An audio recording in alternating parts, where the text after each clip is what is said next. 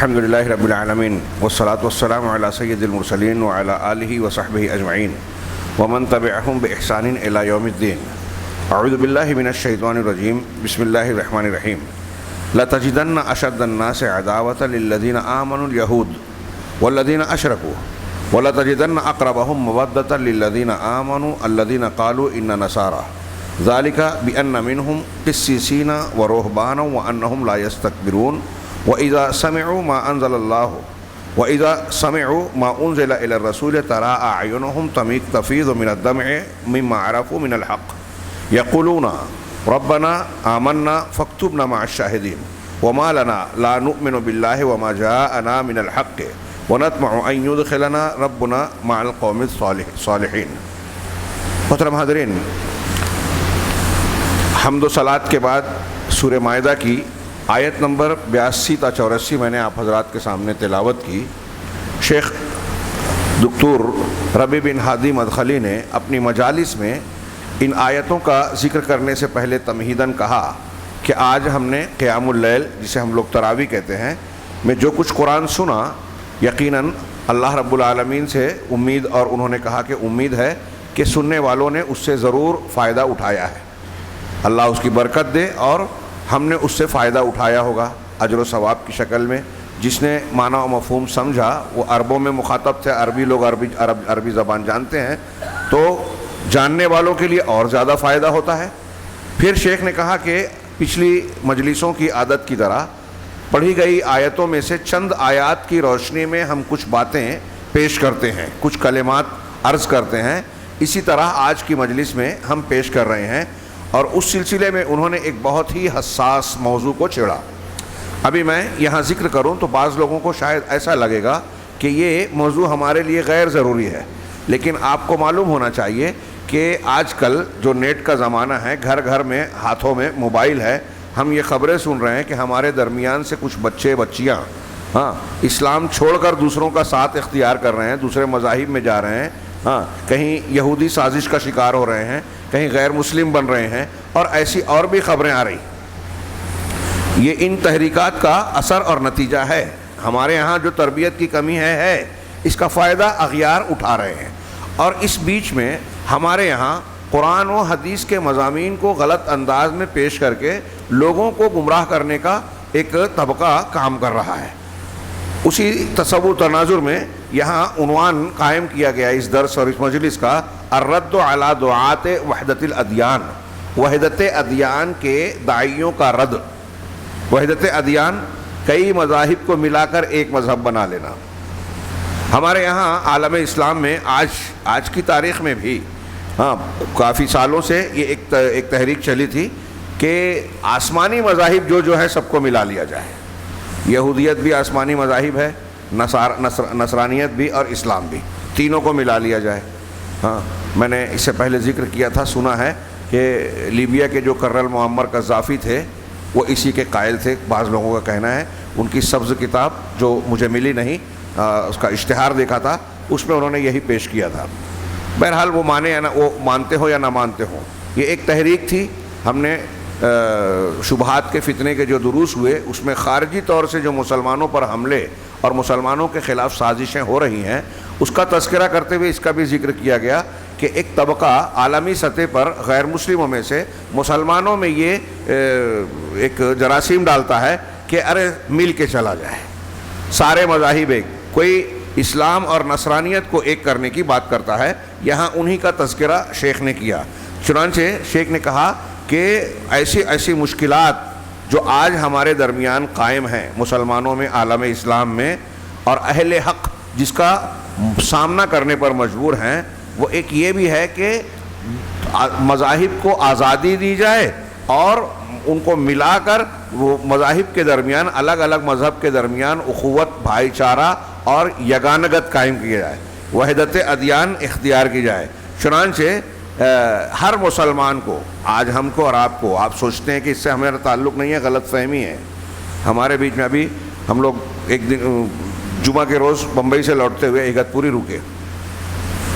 وہاں ہمارے ایک بھائی نے بات کرتے کرتے بتایا کہ اس ایک شہر میں اگتپوری کتنا مشہور ہے اور اس سے لگا ہوا گھوٹی. کہا گزشتہ 6 مہینے میں یہاں 10 مسلم لڑکیاں جا چکی ہیں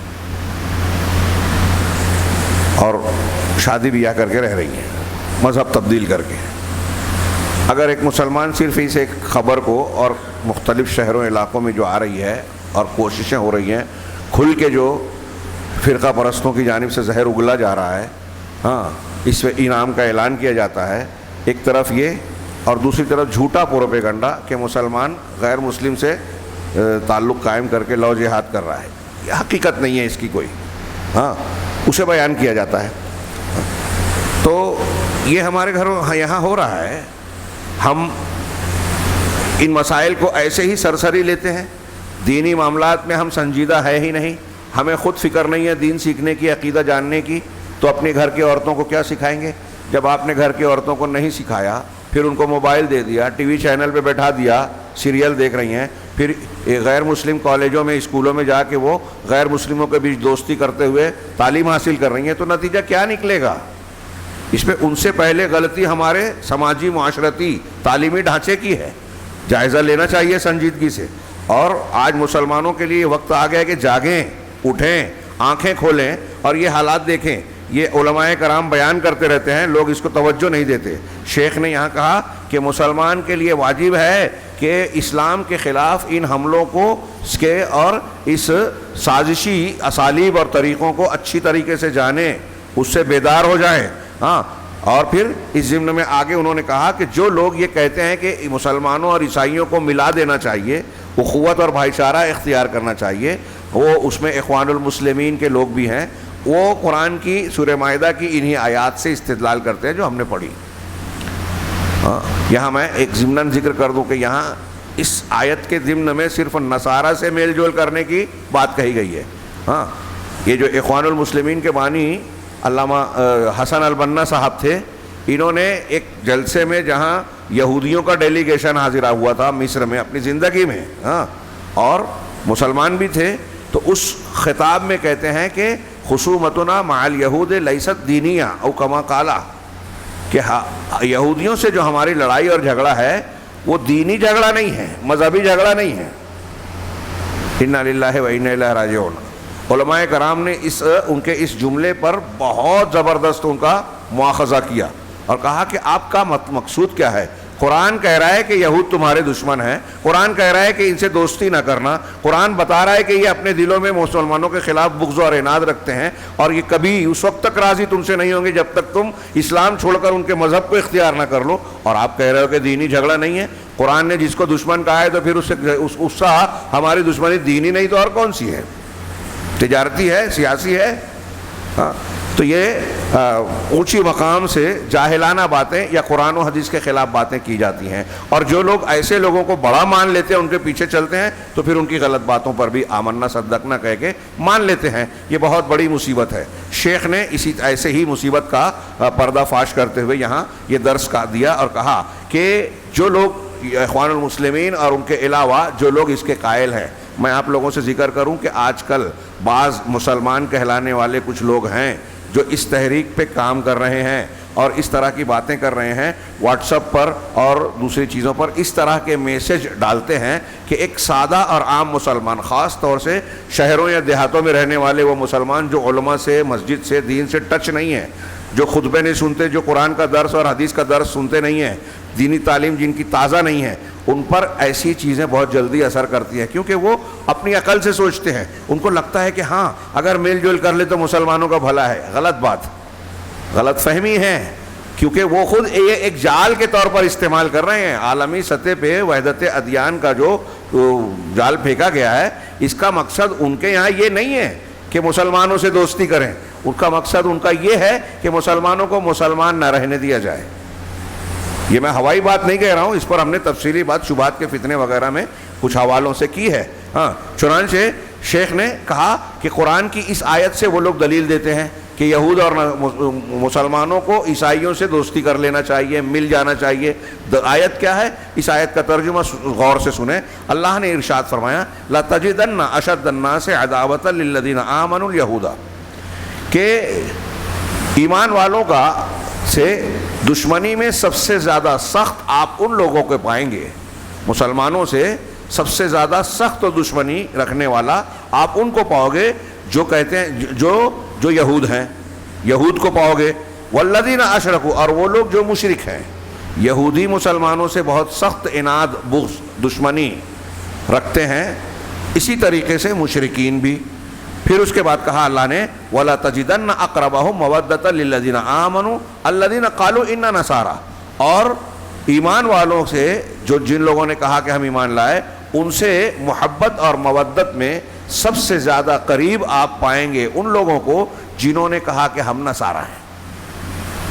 ہاں، سب سے زیادہ قریب مودت میں، اس کا مطلب وہ محبت کرتے ہیں ایسا نہیں ہے۔ ان لوگوں کے، یہود اور مشرکین کے مقابلے میں ان کی دشمنی کم ہے، مسلمانوں سے ان کا رویہ ان کے مقابلے میں نرم ہے۔ یہاں اللہ یہ نہیں کہہ رہا ہے کہ وہ تمہارے دشمن نہیں ہیں، یہ کہہ رہا ہے کہ ان کے مقابلے میں اقرب مودت، محبت میں قریب تر ہے۔ ذالک، کیوں ہے ایسا؟ ذالک بأن منہم قسیسین ورہبانا وانہم لا یستکبرون، یہ گویا عیسائیوں کی ایک خوبی بیان کی اللہ نے۔ اس کی وجہ یہ ہے کہ ان میں کچھ قسیسین ہے۔ قسیس کا ترجمہ عقل والے، دانش والے کرتے ہیں، یہاں مراد وہ ہے جو ان کے علماء ہیں، ان کے اندر جو علماء، پادری، خطبہ ہیں، ان کے اندر کچھ علماء و رہبان، رہبان راہب کی جمع، عبادت گزار نیک لوگ جو رہبانیت اختیار کر لیتے تھے، تو ان کے اندر کچھ نیک لوگ اور عبادت گزار لوگ ہیں، اور وہ لوگ وَأَنَّهُمْ لَا يَسْتَكْبِرُونَ، اور وہ لوگ تکبر نہیں کرتے، اکڑتے نہیں ہیں، یعنی ان کے اندر تواضع ہے، ان کے اندر نرمی ہے۔ یہ نصارہ کی ایک خوبی ہے، کیونکہ ان کی تعلیمات ان کی کتاب میں کہا گیا، یہاں تک کہا گیا جیسا کہ مشہور ہے کہ ایک گال پر کوئی مارے تو دوسرا گال پیش کر دو۔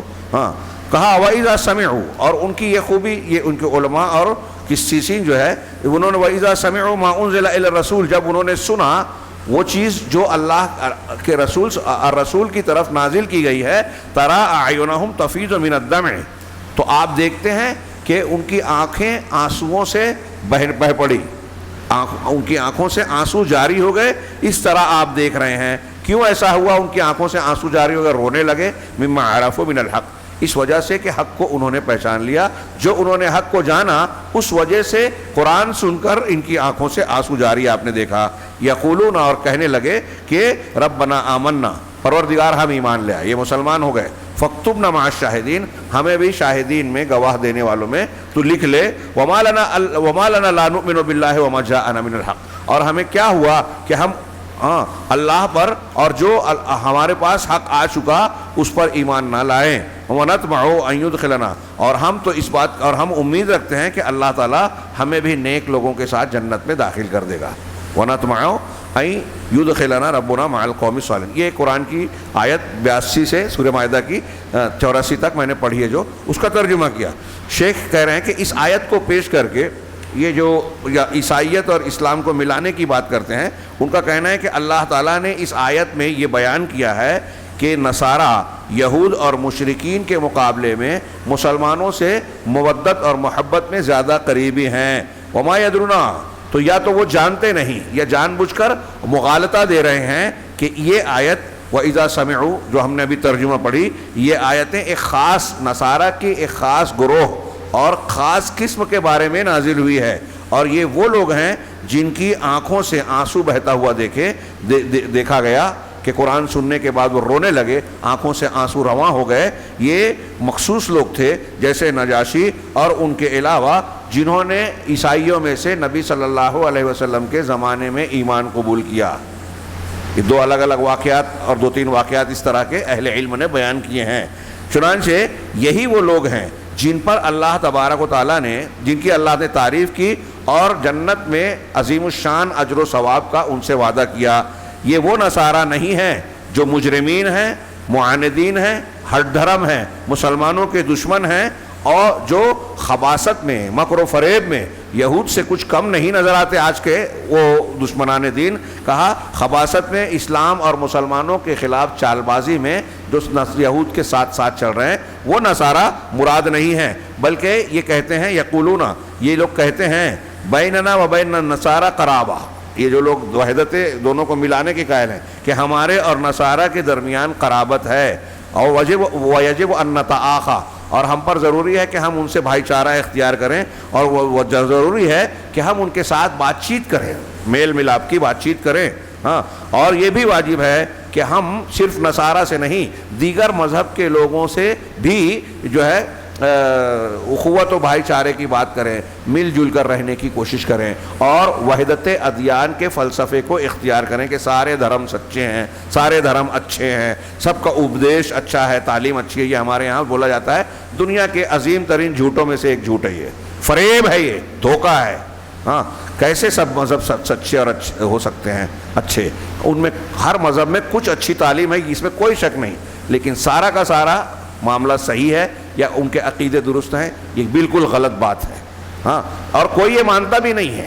جو لوگ کہتے ہیں نا سارے دھرم سچے اچھے ہیں, ہمارے یہاں ہندو مذہب کے لوگ یہ لوگ ٹی وی چینل پہ کہ ہم سب دھرم کو مانتے ہیں, ست کیا ہے وہ سرو دھرم وہ والا جو ایک نعرہ لگاتے ہیں, تو وہ خود بھی نہیں مانتے. اگر ایک آدمی جب یہ کہتا ہے تو اس کو چاہیے کہ آج ہندو ہے تو کل مسلمان ہو جائے کچھ سالوں کے لیے, پھر کچھ سال کے لیے عیسائی ہو جائے, کچھ سال کے لیے یہودی ہو جائے, تب تو بولیں گے سب دھرم کو ایک جیسا مان رہے. لیکن ایسا کوئی نہیں کرتا. جب ایک مذہب کو آپ نے اختیار کیا دوسرے کو نہیں, تو اس کا مطلب یہ کہ آپ یہ کہہ رہے ہو کہ میں کرسچن ہوں تو میں عیسائی نہیں ہوں, ہندو نہیں ہوں, مسلمان نہیں ہوں.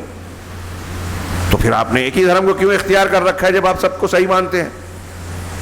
ہاں, بہرحال تو یہ کہہ رہے ہیں کہ اس طرح کی دعوت دیتے ہیں, اور اپنے اس راستے کو اختیار کر کے وہ اس آیت جو ہم نے پڑھی ہے ایسے استدلال کرتے ہیں. ہاں, اور بعض کانفرنسوں میں ایسے لوگ جو پروگرام کرتے ہیں نا, تو کانفرنس منعقد کی تو اس میں اپنے اسٹیج پر ٹیبل پر جو ہے قرآن اور انجیل دونوں ساتھ ساتھ رکھا, لوگوں کو میسج دینے کے لیے کہ دونوں ایک جیسی ہے. نعوذ باللہ. وَيَقْرَؤُونَ مِثْلَ هَذِهِ الْآيَةِ, اور پھر قرآن کی ایسی آیت جو ابھی ہم نے پڑھی ہے, پڑھ رہے ہیں, جس پر بحث کر رہے ہیں, ایسی آیتیں پڑھتے ہیں. اسی طریقے سے نصارہ انجیل کی کچھ آیتیں پڑھتے ہیں اور جو آیتیں وہ پیش کرتے ہیں, اب اس کے بارے میں ہو سکتا ہے کہ اس میں تحریف کی گئی ہو, ہاں, تاکہ اسلام اور نصرانیت کو ملانے کی بات پیش کی جائے. ہمیں نہیں پتا کہ جو وہ آیت انجیل کی پیش کر رہے ہیں وہ صحیح ہے یا تحریف شدہ ہے. ہاں, فیہم مسلمون, ان میں کچھ مسلمان ایسے ہیں. فلیفہم مسلمانوں کو چاہیے کہ وہ اس ثنا اور تعریف کو جو قرآن میں اللہ نے نصارہ کی ہے اس کو اچھی طرح سمجھیں کہ کس کے لیے ہے, کس پس منظر میں ہے. ہاں, شیخ نے وضاحت کی. اب وہ جو آیت ہے اس کے بارے میں وضاحت کر رہے ہیں کہ یہ ایسے نصارہ میں سے کچھ ایسے لوگ تھے جو رسول اللہ صلی اللہ علیہ وسلم کے زمانے میں اس حالت کے تھے جس کا تذکرہ کیا گیا. ہاں, نجاشی ایسی شخصیت تھی. ہاں, اسامہ نجاشی, نبی صلی اللہ علیہ وسلم کے زمانے میں جب مسلمان وہاں گئے, نبی آپ نے شیخ ایک صحابی زمری ابن امیہ زمری کے ہاتھ سے خط بھیجا بادشاہ کو, تو انہوں نے دربار میں وہاں حبشہ میں موجود مسلمانوں کو بلایا. ہاں, لمبی چوڑی گفتگو میں حاصل کلام پیش کر رہا ہوں. تو انہوں نے حضرت جعفر وغیرہ موجود تھے, کہا کہ جو محمد صلی اللہ علیہ وسلم پر جو کلام نازل ہوا آپ لوگ جس پر ایمان لاتے ہو اس کا کچھ حصہ سناؤ. تو حضرت جعفر بن ابی طالب رضی اللہ تعالیٰ عنہ, حضرت علی کے بھائی, ہاں, انہوں نے کھڑے ہو کر سورہ مریم کی اس وقت جو آیتیں نازل ہو چکی تھی, سورہ مریم کی وہ آیتیں پڑھی جس میں حضرت عیسیٰ علیہ السلام کا ذکر ہے کہ وہ اللہ کے رسول, اللہ کے بندے اور کلمۃ اللہ روح اللہ وغیرہ ہیں, یہ سب تذکرہ اس میں کیا. تو حضرت عیسیٰ سے متعلق آیتیں پڑھی. ہاں, تو کہہ رہے ہیں جب جعفر بن ابو طالب نے, شیخ نے وہی روایت نقل کی, اس پر نجاشی پر وہ آیتیں پڑھی, اور نجاشی نے اپنے ساتھ دربار میں ان کو بلانے کے ساتھ ساتھ اپنے کچھ علماء کو بھی بلا لیا, قسیسین رہبان کو, کچھ عوام کو بھی بلا لیا. چنانچہ جب جعفر بن ابی طالب نے سورہ مریم کی وہ آیتیں پڑھی, فقال لہ النجاشی, تو نجاشی نے ان سے کہا حل معک, ہاں, یہ وہی بتایا تمہارے پاس قرآن کچھ ہے؟ تو جعفر نے کہا ہاں. تو کہا اس کا کچھ حصہ مجھ پر پڑھو. تو حضرت جعفر نے کاف ہا یا عین صاد یعنی سورہ مریم کی آیتیں, ابتدائی آیتیں پڑھی. حضرت ام سلمہ کہتے ہیں, اللہ کے رسول صلی اللہ علیہ وسلم کی زوجہ مطہرہ ام المومنین, حضرت ام سلمہ کہتی ہیں کہ یہ آیتیں سن کر نجاشی رو پڑے, اور اللہ کی قسم نجاشی اتنا روئے کہ ان کی داڑھیاں تر ہو گئی. پھر ان کے جو اساقفہ تھے, پادری وہاں موجود, قسیسین جس کو قرآن نے کہا, یہاں اساقفہ کا لفظ ہے روایت میں, اسقف کی جمع پادری کو کہتے ہیں. ان کے جو پادری تھے, ہاں, وہ بھی اتنا روئے کہ ان کے سامنے جو ان کے مصحف تھے وہ بھیگ گئے. ہاں, جب انہوں نے قرآن کی وہ آیتیں سنی جو ان پر تلاوت کی گئی تھی، یعنی سورہ مریم کی ابتدائی آیتیں. دیکھیے عربی جاننے والوں پر کیا تاثیر ہوتی ہے، علم والوں پر کیا تاثیر ہوتی ہے قرآن کی. اور ہم لوگ سنتے ہیں، فرق ضرور پڑتا ہے لیکن تاثیر میں فرق ہوتا ہے. جو جتنا قرآن سمجھے گا اتنا اس کا اثر ہوگا. ثم قال نجاشی، کبھی کبھی بغیر سمجھے بھی روتے ہیں. ہاں، میں نے بعض واقعات، کیلانی صاحب نے بعض واقعات نقل کیے. ایک عیسائی لڑکی تھی لنڈن یا امریکہ کی، اس کا واقعہ نقل کیا ہے.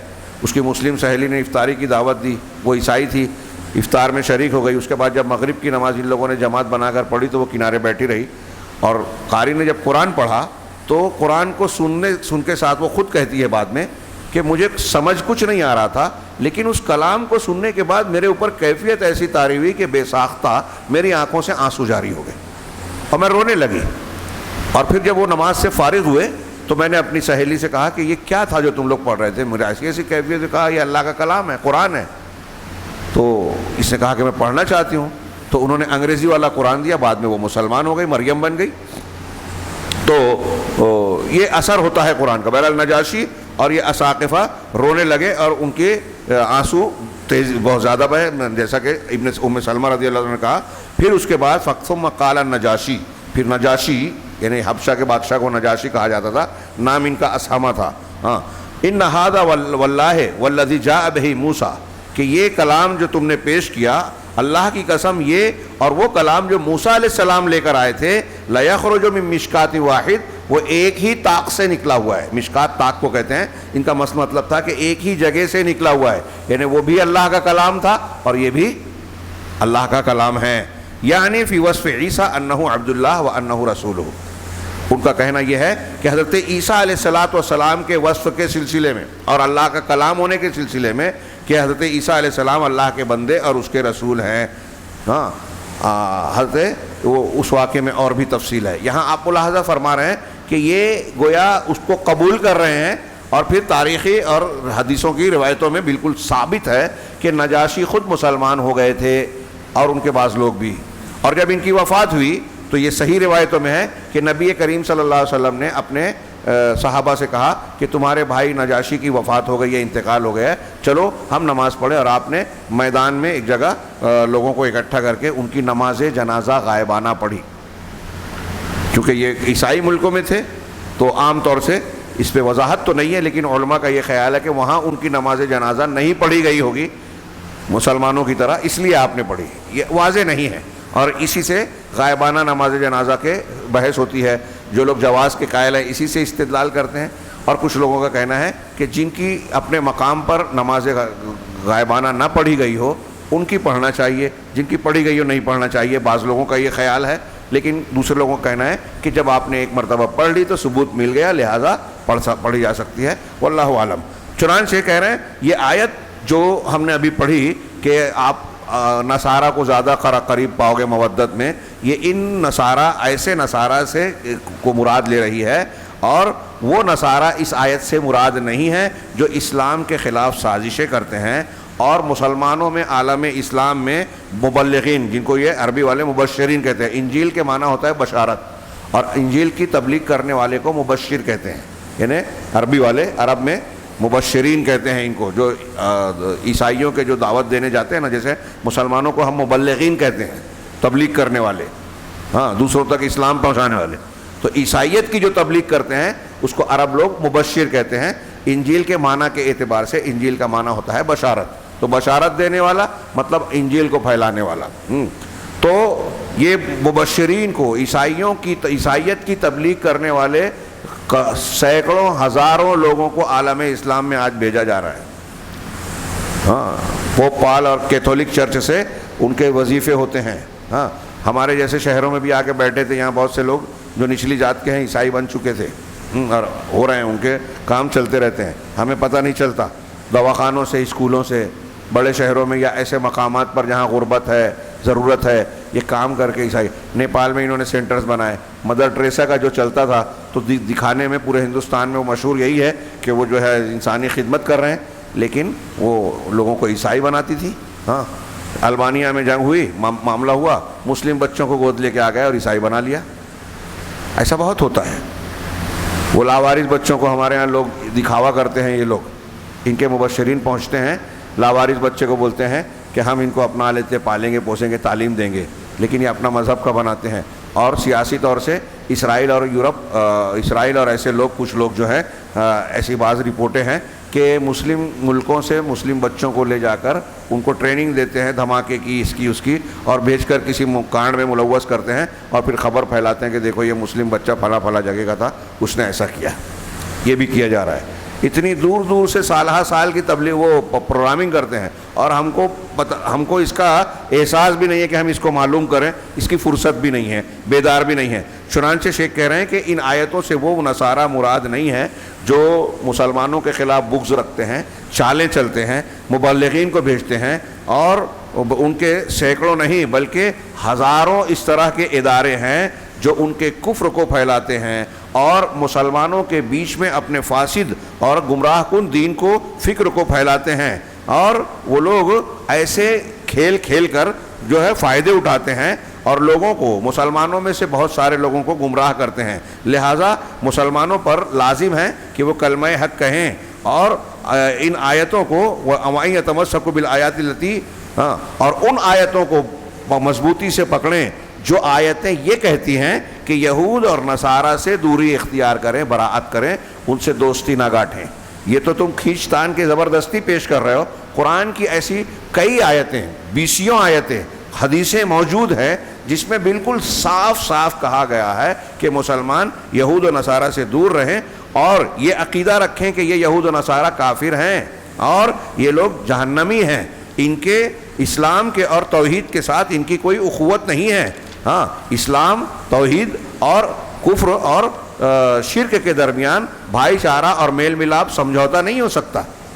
आग और पानी इकट्ठा नहीं हो सकते, शिर्क और तौहीद इकट्ठा नहीं हो सकते, कुफ्र और ईमान नहीं हो सकते। तो उन दोनों के दरमियान कोई लिका और कोई मिलाप नहीं हो सकता। इस्लाम और तौहीद के दरमियान, इस्लाम और तौहीद के कुफ्र और शिर्क से, अल्लाह के साथ इल्हाद करने से, इनसे मेल नहीं होगा। हाँ, वहाँ ही दावत व तसीर हो, लेकिन ये दावत जो है कि ईसाइयत को इस्लाम से मिला के चलना चाहिए, ये आज चल रही है। मैंने आपसे इशारा किया, बाज़ हमारे मुसलमान नौजवान, उनको भी समझ में नहीं आता, वो इसकी दावत दे रहे हैं नेट पर, वो गूगल पर, वो क्या कहते हैं, फेसबुक और जो मुख्तलिफ अकाउंट होते हैं ना, ट्विटर अकाउंट और फला, उस पर इस किस्म की बातें गैर महसूस तरीके से पेश की जा रही है। और कुछ ऐसे नौजवान और लोग जिनको हम लोग या हमारे नौजवान समझते हैं कि ये बहुत अहले हक़ हैं, ये दीन की दावत देते हैं, बाज़ लोग अहले हदीस कहलाते हैं, लेकिन वो इस किस्म की फ़िक्र को बयान कर रहे हैं, उनको इस यूज़ किया जा रहा है। कह रहे हैं कि सहीफ़ों में, अखबारात में छप रहे हैं, हाँ, और वेबसाइट और नेट पर जो है इस तरह की चीज़ें आ रही हैं। इसके लिए कॉन्फ्रेंसें मुनक़िद हो रही हैं। आपको मालूम होना चाहिए, वहदत अदियान के टॉपिक पर बड़ी बड़ी कॉन्फ्रेंसें हुकूमतों की सरपरस्ती में कायम की गई हैं। ये सब कुछ जो हो रहा है, दिखावे में ये है कि सब मेल मिलाप किया जा रहा है, लेकिन हकीकत में ये इस्लाम की ज़िद में है, मुखालफत में है। शुबहात के फितने की सीरीज़ में मैंने ये थोड़ी सी बात की है, उसमें वलो शाअ रब्बुका मा फ़अलूह में ये मुख्तलिफ टॉपिक दिया है कि मुसलमानों को तोड़ने के लिए कैसे कैसे खूबसूरत नारों के साथ ये लोग बीच में दाखिल होते हैं। उसमें एक ये भी है वहदत अदियान, उसमें एक इंसानी, एक ये है कि ना इस्लाम, ना यहूदियत, ना नसरानियत, ना हिंदू मत, इंसानियत। आजकल कुछ लोग फिल्मों और उसके रास्ते से बोलते हैं कि तू हिंदू बनेगा ना मुसलमान बनेगा, इंसान की औलाद है, इंसान बनेगा। हाँ, ये पुराना कोई गीत है, लेकिन ये बोला जाता है कि ना मैं हिंदू हूँ ना मुसलमान हूँ, मैं इंसान हूँ, इंसानियत मेरा मज़हब है। ये बोलने में लोगों को अच्छा लगता है, लेकिन हकीकत में ये भी जो ईजाद किया गया, चलाया गया इस्लाम को ख़त्म करने के लिए, इस्लाम के ख़िलाफ़ साजिश के तौर पर। हाँ, ये मैं हवाई बात नहीं कह रहा हूँ, ये हकीकत है। ऐसी बहुत से नज़रियात, अफकार फैलाए गए, मुसलमानों को मुसलमान ना रखा जाए, बस ये मकसूद है। चुनांचे शेख कह रहे हैं कि ये सब कुछ दीन के इस्लाम है। और उलमाए सू को जो बिके हुए हैं, जो जिन ज़मीर फरोश हैं, ऐसे उलमा को आप पाएंगे कि वो इस मनहज की तरफ बुलाते हैं, या तो वो बिके हुए हैं या उनको शऊर नहीं है। हाँ, चुनांचे इस इत्तेहाद और उखुवत की तरफ, हाँ, बड़े बड़े उलमाए सू दावत देते हैं और बड़ी बड़ी मकाम से जो बहुत हसास और मुसलमानों के मरकज़ माने जाने वाले, सेंटर्स माने जाने वाले मकामात हैं, वहाँ से कुछ उलमा ये काम कर रहे हैं। शेख ने बहुत खुल के कह दिया कि یہاں ہم دیکھتے ہیں کہ مصر کے مفتی صاحب وہ مسلمانوں اور نصارہ کے درمیان اس بھائی چارے کی دعوت دیتے ہیں. مصر ایک ملک ہے، مسلم ملک، وہاں کے مفتی صاحب یہ دعوت دے رہے ہیں کہ نصارہ اور یہ مسلمانوں کو مل کے چلنا چاہیے. اور ایسے اور بھی علماء ہیں عالم اسلام میں جن کی شہرت ہے ٹی وی اور کمال یہ ہے، حیرت انگیز وہ بات یہ ہے، بلکہ ہم کو سمجھ میں آتی ہے بات کہ جو لوگ غلط اسلام پیش کرتے ہیں، جو لوگ مسلمانوں میں مذہب حق کی مخالفت کرتے ہیں، ان کو ٹی وی چینل پر حکومت میں زیادہ نمائندگی ملتی ہے. ایسے لوگ زیادہ میڈیا میں آتے دکھائی دیتے ہیں. اب پاکستان میں آپ دیکھیں گے کہ جو منکرین حدیث ہیں، جو اسلام کے خلاف کام کرنے والے ہیں، روافظ، قادیانی، ہمارے ہاں وہ ایک لیڈی کا نام آتا تھا، ابھی شاید مر گئی وہ، بہت نام چلتا تھا، کیا نام تھا، بہت نہیں تسلیمہ نہیں، وہ پاکستان کی ایک تھی، اور حقوق انسانی کے نام پہ اکثر اس کا آتا تھا. ہندوستان بھی آئے تھے، یہاں ڈانس پروگرام میں شریک ہوئی تھی کچھ لڑکے عورتیں، وہ قادیانی تھی. آسما جہانگیر ہمارے یہاں لوگ مسلمان سمجھ کے اخبار میں پڑھتے، وہ قادیانی تھی. یہ مصر کے مفتی صاحب. ایسے ہمارے یہاں اخوان المسلمین کے کئی لوگ آپ کو ملیں گے جو اس قسم کی دعوت دیتے ہیں، اس قسم کی فکر کو بڑھاتے ہیں. ان کا دفاع کریں گے، مصر کا دفاع کریں گے. ایران جو شیعہ اور رافضیوں کا ملک ہے، جو اسلام کی قبر کھودنے میں ہمیشہ تیار، پوری تاریخ بھری ہوئی ہے، ان کا دفاع کریں گے اور مخالفت کریں گے سلفیوں کی، سلفی دعوت کی. ارے یہ تو آمین رفع دین، سنت کو بھی بے عزتی سے، جہالت ہے، جاہل ہے، جانتے نہیں ہیں، اس پر تبصرہ شروع کر دیتے ہیں. تو جو صحیح عقیدہ، صحیح منہج قرآن کو پھیلا رہا ہے، صحیح عقیدے صحیح منہج کی تعلیم دے رہا ہے پوری دنیا سے، بچوں کو بلا کے قرآن حدیث پڑھا کے عیسائیوں کا مقابلہ کروا رہا ہے، یہ اس کی مخالفت کرتے ہیں اور آلہ بنتے ہیں یہود و نصارہ کا. بڑی بات کہہ رہا ہوں لیکن ایک دم ننگی حقیقت ہے. چنانچہ شیخ کہہ رہے ہیں کہ ہمارے یہاں مصر کے جو مفتی صاحب ہیں وہ اس اخوت کی تعلیم دیتے ہیں، اور الی اخوۃ الدیانتین، الی اخوۃ الدیانتین، دونوں مذہبوں کے درمیان بھائی چارے کی. وَيَسْتَحْيُونَ فَقَطْ مِنَ الْيَهُودِ، یہ بچتے ہیں، شرماتے ہیں صرف یہودیوں سے، کہ مصر کی بات کر رہے ہیں مفتی صاحب کی. لیکن میں نے ابھی اشارہ کیا کچھ لوگ ایسے بھی ہیں جو یہودیوں سے بھی میل ملاپ کی بات کرتے ہیں، بھائی چارے کی بات کرتے ہیں. یہاں جو مفتی صاحب ہیں مصر کے، وہ یہودیوں سے نہیں بولتے. کیوں شرماتے ہیں یہودیوں سے؟ اس کی وجہ بتائی، اس لیے کہ وہ ان لوگوں نے، ان یہود نے، وہاں جو مصر سے جڑا ہوا ہے غزہ پٹی اور فلسطین کا علاقہ، تو کہہ رہے ہیں فلسطین پر انہوں نے قبضہ کر رکھا ہے. اور اگر ایسا نہیں ہوتا تو یہ کہتے کہ یہودی بھی ہمارے بھائی ہیں، لیکن ایسا کہنے سے وہ اس لیے رکتے اور ڈرتے ہیں کہ لوگ ان پر پل پڑیں گے، عوام، کیونکہ وہ اپنی آنکھوں سے یہودیوں کے ظلم زیادتی دیکھ رہے ہیں وہاں اس علاقے میں. چنانچہ اگر ایسا نہیں ہوتا تو یہ یہود کو بھی کہتے کہ یہ ہمارے بھائی ہیں، ان سے میل ملاپ کرنا چاہیے. ان کو استعمال کیا جاتا ہے. عوام بھڑک نہ اٹھے، اس لیے یہود کے بارے میں یہ تھوڑا سا احتیاط برت رہے ہیں. کہہ رہے ہیں کہ یہ آخر میں شیخ کہتے ہیں کہ یہ جو میں نے باتیں پیش کی ہیں یہ ایک مختصر سا نبذہ ہے، پیراگراف عربی میں، اردو میں ہم بولیں گے. یہ ایک مختصر سی بات ہے جو آج نصارہ اپنے باطل کفر اور الحاد کو عالم اسلام میں مسلم نوجوانوں میں، نئی نسل میں پھیلانے کی کوشش کر رہے ہیں. اس کی طرف توجہ دلانے کے لیے میں نے کچھ مختصر باتیں عرض کی ہیں. اور ان کے مقابلے میں یہ لوگ ہیں جو کیا کہتے ہیں، نرمی اور پگھلاؤ استعمال کرتے ہیں، ان کے سامنے پگھلے جاتے ہیں. اور ان نصارہ کے لیے اپنے گھروں کا دروازہ کھول رہے ہیں. مطلب گھروں سے مطلب اپنے سماج اور معاشرے میں عیسائیوں کی تبلیغ کا راستہ کھول رہے ہیں. یہ لوگ ہیں تاکہ اپنے درمیان وہ لوگ جو ہیں عیسائیت، اپنی عیسائیت اور اپنے بے دینی کو پھیلا سکیں. اللہ تبارک و تعالیٰ ایسے علماء سو اور دعات سو اور اس شر اور فساد کو پھیلانے والوں سے ہماری حفاظت فرمائے، مسلم معاشرے کی حفاظت فرمائے. اللہ تبارک و تعالیٰ سے ہم سوال کرتے ہیں، مانگتے ہیں کہ وہ ان سب کو، جو لوگ غلط راستے پہ چل بھی رہے ہیں، ان کو ہدایت دے، اور اللہ اور ان لوگوں کو، مسلمان عوام کو، ان کے شر سے راحت دے جو مسلمانوں کے خلاف درپے آزار ہیں. کہ ان کو ایسی توفیق مل جائے کہ وہ اللہ تبارک و تعالیٰ کے اوپر کوئی جھوٹی بات نہ باندھے بلکہ حق بات کہیں۔ یہ جو تشریح کر رہے ہیں اس آیت کی کہ اس میں اللہ تعالیٰ نے مسلمانوں کو یہود کا دوست اور بھائی بنایا ہے، یہ غلط تشریح ہے، یہ ایسی غلطی کرنے سے اللہ تعالیٰ ان کو محفوظ بنائیں۔ لیکن اب آخر میں انہوں نے حقیقی معنی کو بھی وضاحت کی کہ اللہ تعالیٰ نے جو نصارہ کو کہا ہے تو اس کا مطلب کیا ہے۔ چنانچہ کہہ رہے ہیں کہ اس سورت نے مسلمانوں کے ساتھ ولا اور برا کا جو مسئلہ ہے، کس سے دوستی کرنا ہے، کس سے دشمنی رکھنا ہے، اس معاملے کو بالکل صاف صاف بیان کر دیا۔ چنانچہ اللہ تعالیٰ نے سورہ میں کہا ہے اب یہ جو آیت پڑھی تھی اس کے ساتھ میں یہ آیت ملا لیجئے، بات کلیئر ہو جائے گی۔ تو شیخ نے کہا کہ یا ایھا الذین، اللہ کہہ رہا ہے یا ایھا الذین آمنوا لا تتخذوا الیہود والنصارى اولیاء، کہ اے ایمان والو تم یہود کو اور نصارہ کو اولیاء دوست نہ بناؤ۔ کلیئر ہو گئی بات۔